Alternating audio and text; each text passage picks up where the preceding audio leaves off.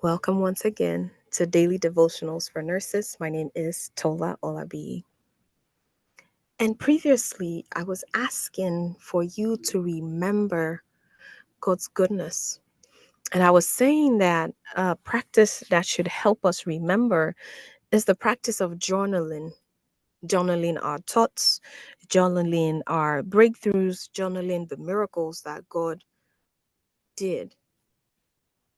Journaling what you went through and how God brought you out of a situation. Because when you write things down, when you see it in plain black and white or in an email form or maybe in a notes app,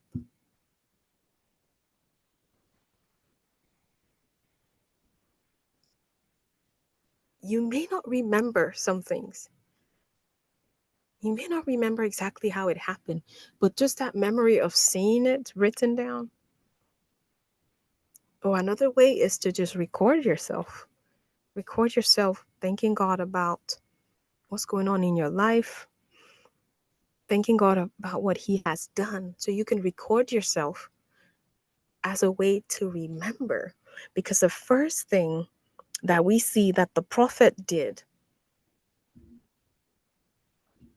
in Judges 6, after they cried out to God, the first thing the prophet did was to remember or to help them remember who God was and what He did.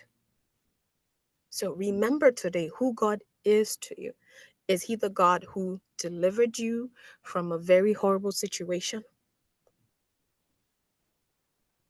Is He the one who delivered you from an impossible situation? There's so many things that I think about and I say, I just have to thank God. I remember in nursing school, I was driving, I kept having things were just happening with my car. And one time I didn't have a car, and the car that someone had given me to use short term,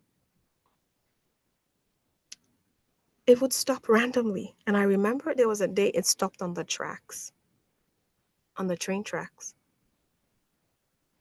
I was going to work. It was very early in the morning. It was like maybe 5 a.m. And every time I think, there's so much to this story. And every time I think about what could have happened to me, I thank God. I thank God for saving me from accidents. I remember driving in a vehicle. I'll be in a vehicle that would stop because it was too cold.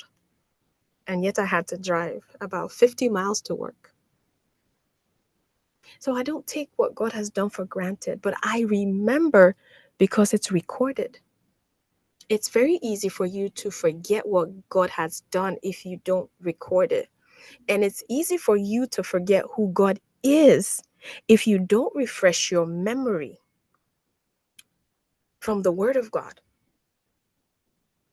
You may forget that He's a God you can call out to, even though you are the one that's disobedient, or even though your nation has been disobedient. You can still ask Him for help because time after time after time, the Bible shows us that He answers the call, and crying out to God is a weapon. The Bible reminds us that He loves us and He holds on to us like a father holds on to a child. Even when we try to go astray, He's holding on to us firmly. So refresh your memory by reminding yourself who God is, by reading the Bible, by reading the Word of God. We're exploring Judges 6 and 7 right now. You can start from there. That tells you a lot about the Israelites. When I was coming up as a Christian, I used to think, wow, the Israelites are so disobedient. They're so stubborn. But I see now that most of us are like the Israelites. But when you read the Word of God, you can see that No one is perfect, but you have a God, and you get to know who God is because of his word. And that was the first thing the prophet did. He told them who God was, and he reminded them of what God had done for them. And then he went on to give them the word before their breakthrough in verse 10, Judges 6, verse 10. Also I said to you, I am the Lord your God. Do not fear the gods of the Amorites, in whose land you dwell. But you have not obeyed my voice. Yeah, he called them out for what they did. But he said, do not fear them. Do not be afraid. So as you've repented, as you've cried out to God, now start to look towards the future for help. Look towards the future for revival. Look towards the future for newness. Look towards the future for rescue. Look towards the future for instructions that will bring you out of the pit.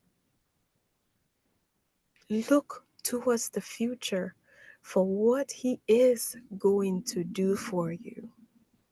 That is why you should record what is happening now, so that when the breakthrough happens, when the rescue happens, when the instructions come, when strategy comes, when abundance comes, when peace, grace, and ease is more apparent, you can say, yes, I remember that you are a God that rescues. You are a God that helps. You're the God that answers my cry and sends the word that I need every single time. I truly believe that he sends us what we need every single time that we cry to him. So believe it today. Even if you feel that the answer was not what you were expecting, because right now, as we read, the first thing he did was he sent a prophet. So sometimes the answer may not be what you're expecting. But the first thing he did was to magnify God to them, meaning the prophet, magnify God to them, remind them of who God is, and tell them not to be afraid, giving them an inkling of what was going to come in the future. So no matter what you think or how the answer comes, choose to trust him, choose to believe in him, choose to know that he hears you and he will help you. He will help you.